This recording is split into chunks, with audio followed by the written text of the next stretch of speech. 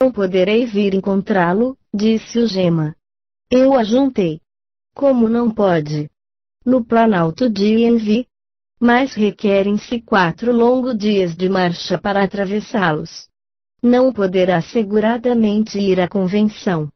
O Gema aprumou-se orgulhosamente e disse: Venha, encontre-me amanhã à tarde e verás o que sabem fazer os feiticeiros negros. Prestei bem atenção para não negligenciar a ocasião preciosa para controlar os poderes do feiticeiro. No dia seguinte, às 6 horas da tarde, antes do ocaso, encontrei-o. O feiticeiro disse-me: Estou para iniciar os preparativos da partida. Quando estiver iniciado, cuida de não me interromper de modo algum, por causa de tua vida e, sobretudo, da minha vida, pois para mim será morte certa. Prometi solenemente que não pronunciaria palavra, que não o perturbaria nos seus esconjuros com um só gesto, ou uma única exclamação, que me manteria mudo e imóvel como um tronco de árvore morta. Em seguida, acrescentei: Permita-me ainda uma pergunta. Tu, pois, estás para dirigir-te ao Planalto de Envi, na antiga aldeia abandonada. Não é verdade? Sim, como já te disse. Bem teria de pedir uma incumbência. Quererás fazer-me um serviço? De boa vontade. Na estrada que deverás percorrer, perto das faldas do Planalto encontra-se a aldeia de Ussang. Não é assim? Perfeitamente.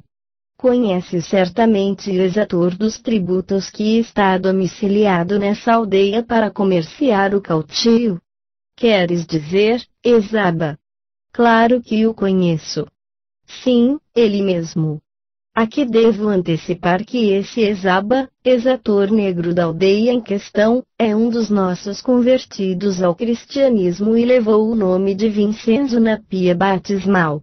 Ele, quando é necessário, ensina um pouco de catecismo na sua aldeia, batiza os moribundos, instrui as crianças e é muito devotado à nossa missão. Quando devemos dirigir-nos à sua aldeia, é sempre ele quem hospeda, oferecendo os seus serviços de 1000 modos.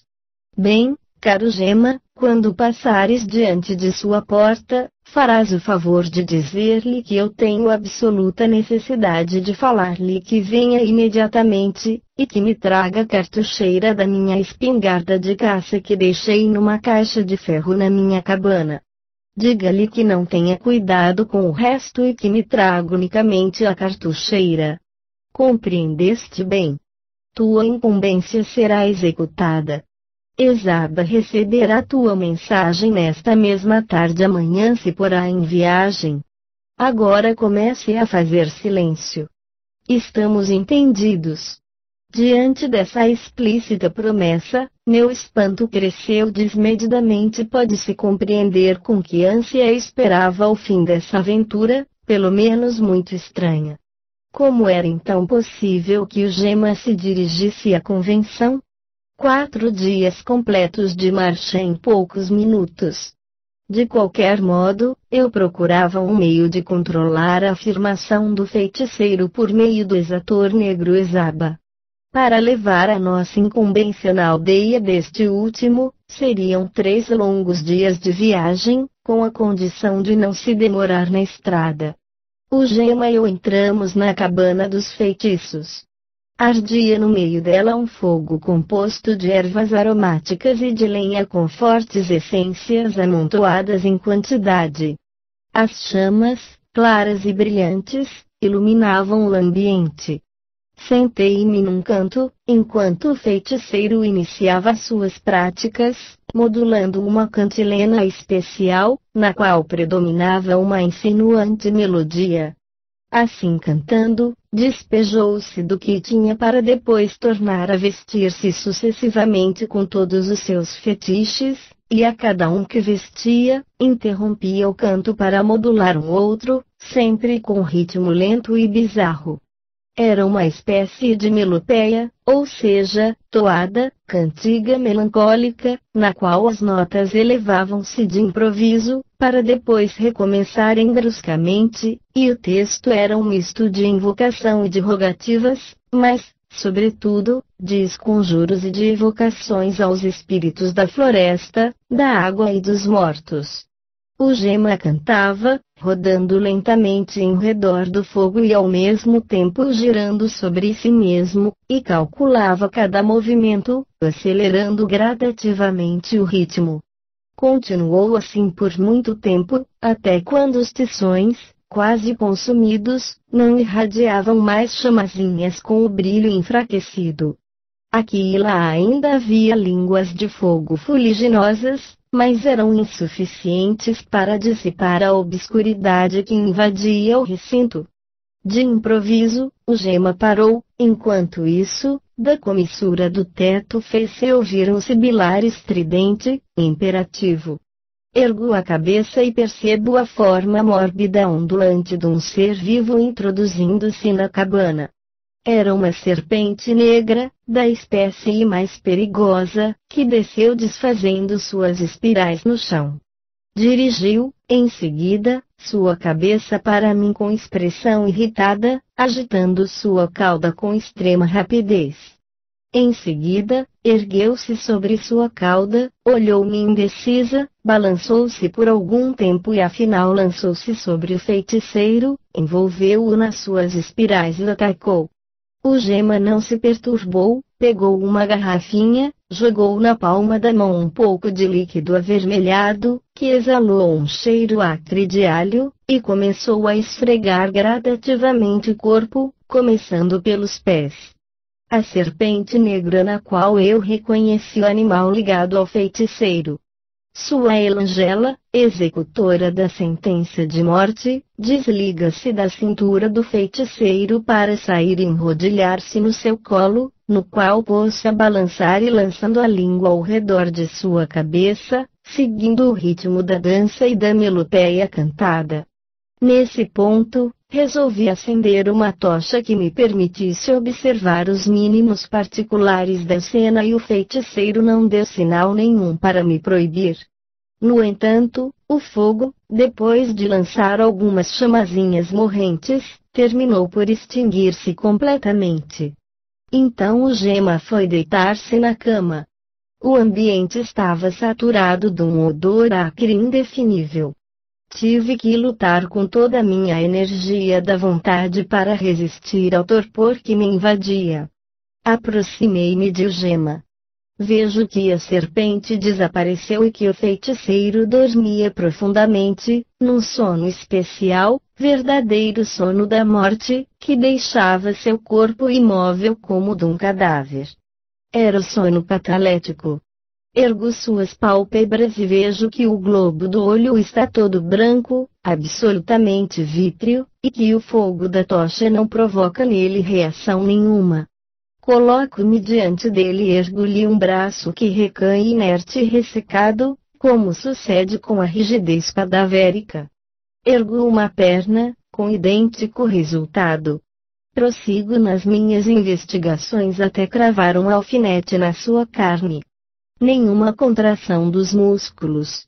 Percebo na comissura dos lábios um pouco de espuma esbranquiçada. As pulsações do coração são imperceptíveis. O Gema dorme o sono da morte. Fico a vigiá-lo a noite inteira, percebendo que nada, absolutamente nada, revela nele ter vida, jamais um mínimo movimento, nunca o sinal de um gesto. Chegada a manhã, lá pelas 8 horas, o Gema começou a dar sinais de vida. Fez algum leve movimento, pelo que redobro a atenção. Seguiram-se movimentos espasmódicos que pouco depois pararam. O Gema voltou, levanta-se para sentar-se à mesinha de madeira, olha com as pupilas apatetadas e parece surpreso ao perceber-me ao seu lado. Mas finalmente a consciência volta. Ah! Exclama, como me sinto cansado. E, bem, essa famosa viagem. Ora veja também tu que não a pudeste fazer. Como não? Quem te disse que não pude fazê-la? Tu afirmas então ter estado no Planalto de Envi durante a noite? Mas, certamente. Oh, não é prudente faltar ao chamado do mestre. E o que fizeste? O Gema ficou silencioso por algum tempo. Em seguida acrescentou. Éramos muitos e lá nos divertimos. Foi-me impossível arrancar-lhe outras informações. E minha incumbência, a executaste? Preveniste Ezaba. Mas claro. Falaste com ele nesta noite? Sim, falei-lhe esta noite. Entretanto, teu corpo ficou sempre deitado na cama, e posso garantir-te, porque jamais desviei o olhar da tua pessoa. Não, eu não jazia na cama. Era meu corpo que lá se encontrava, mas que coisa significa o corpo? O meu eu não estava lá, estava no Planalto de Envi.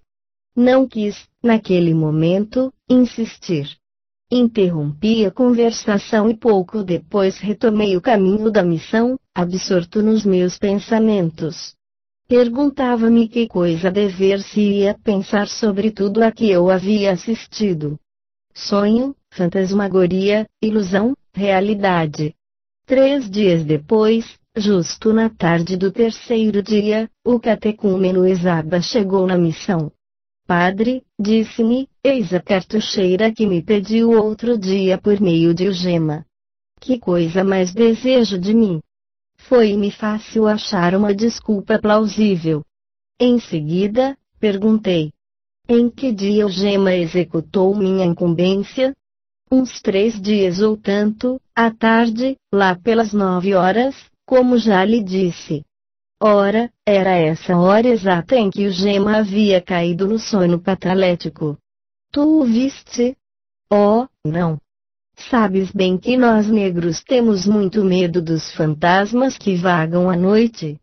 O Gema bateu na minha porta e falou-me de fora. Mas não o vi. Respondi. Ah, bem, bem. E mudei de assunto. Portanto, é fato o verdadeiro que o Gema havia se dirigido à convenção. Era verdade que o seu eu havia, em poucos instantes, percorrido muitas horas de caminhada. É verdade que seu eu desdobrado tinha agido, falado e conversado. Sonho, ilusão, fantasmagoria ou realidade? Com essa frase interrogativa e duvidosa, o missionário relator conclui sua narração às autoridades eclesiásticas.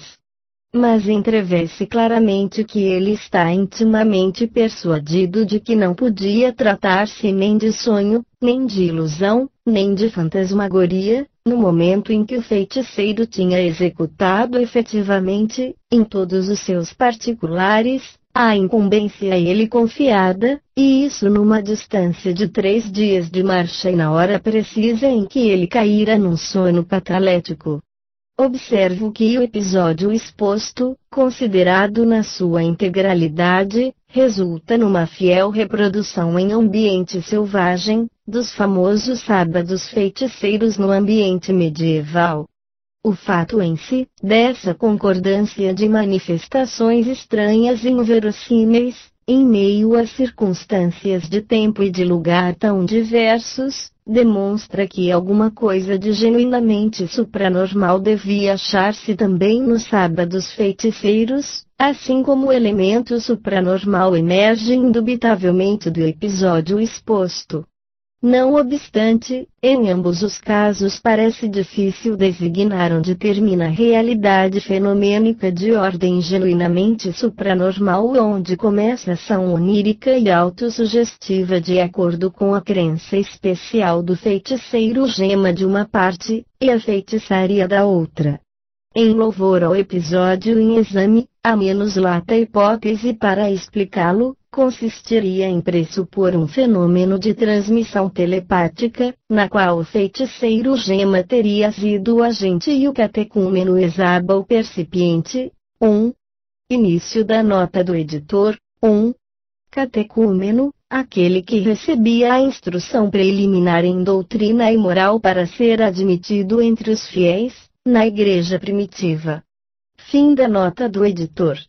Sendo assim, a declaração deste último acerca do fantasma de Algema que havia batido na sua porta e tinha conversado do lado de fora com ele, implica na modalidade de realização supranormal que se diversifica notavelmente da modalidade com que se realizam os fantasmas telepáticos, que são muito fugazes e não demoram nunca em conversações verdadeiras e exatas.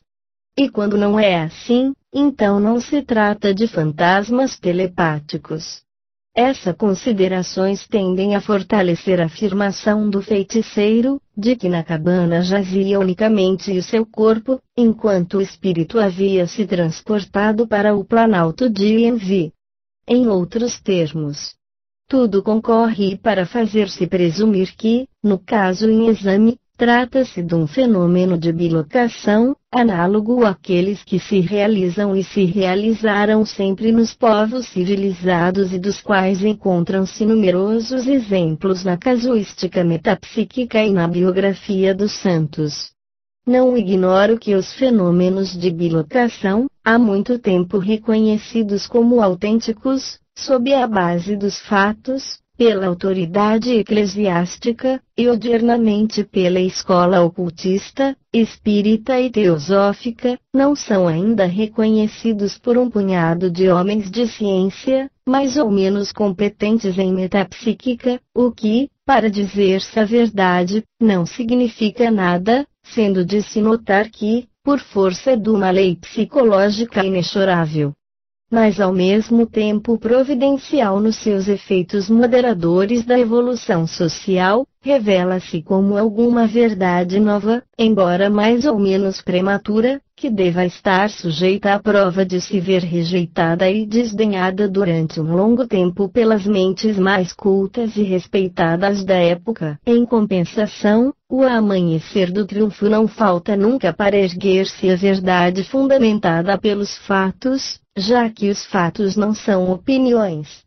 Em louvor à grande verdade que aqui concerne, observo que aqueles que indagaram a fundo o assunto sabem, com certeza científica, que os fenômenos de bilocação ou desdobramento fluídico, durante o sono fisiológico, ou o sonambúlico, ou estático, ou mediúnico, ou catalético, não apenas no instante pré-agônico, ou seja, relativo à pré-agonia, são fenômenos reais e incontestáveis. É meritório dar-se relevo ao fato de que, sem o fenômeno de bilocação incipiente ou total, não se explicariam as manifestações anímicas da casuística metapsíquica, a começar pelos fenômenos de telecinesia, para terminar nas materializações parciais ou totais do duplo do médium. Quanto ao outro quesito, que consiste em perguntar se o feiticeiro Algema havia, ou não, assistido à convenção dos feiticeiros, e um quesito difícil de se resolver, mas ao mesmo tempo de escassa importância teórica. Tem toda a liberdade todo aquele que considere verídica a convenção em discussão, quando não, de conservar uma fantasia subliminar, fruto autossugestivo da firme crença, sob esse aspecto, do feiticeiro protagonista. O que, pelo contrário, interessa e importa é o fato incontestável do catecúmeno Ezaba ser informado exatamente pelo feiticeiro Algema sobre a incumbência do missionário, isso no momento em que o corpo do feiticeiro jazia imerso em sono catalético. Repito que esse episódio não se pode explicar senão de dois modos. Ou recorrendo à hipótese telepática, ou pressupondo um fenômeno de bilocação. Essa última solução é indubitavelmente a mais aceitável. Em louvor às práticas com que o feiticeiro provocou em si mesmo o estado de profunda hipnose, elas não apresentam valor teórico, já que, como se fez observar anteriormente, essas práticas constituem os métodos empíricos particulares a cada povo, e no nosso caso, a qualquer tribo selvagem, para provocar as condições necessárias à imersão das faculdades supranormais subconscientes, ou ao desdobramento do corpo fluídico. Nota-se que nas práticas do feiticeiro Gema, figura, a título de coadjutora, uma autêntica serpente negra, venenosíssima e de grandes proporções, o que está de acordo com quanto se salientou anteriormente a propósito das práticas de fascinação hipnótica sobre serpentes piton, por obra da pitonisa Tuadekili. Nenhuma dúvida de que esses sistemas de sujeição psíquica das serpentes e das feras parecem sumamente interessantes do ponto de vista teórico e prático. Sucede que se deve convir que os povos civilizados têm alguma coisa a aprender com os povos selvagens acerca do poder de fascinação da psique humana sobre animal, poder que os antigos magnetólogos tinham adquirido e praticado, mas que os odiernos hipnotizadores descuidaram-se totalmente dele. De resto, é igualmente verdade que os povos civilizados teriam muito que aprender com os povos primitivos, também a propósito das virtudes taumatúrgicas dos fluidos humanos exteriorizados, como também acerca dos métodos para facilitar a manifestação das faculdades supranormais subconscientes. É verdade que os povos primitivos, como também os povos da antiguidade, chegaram a resolver empiricamente numerosos problemas metapsíquicos de soberana importância biológica, psicológica e filosófica, acerca dos quais os atuais povos civilizados nada, ou bem pouco, conhecem.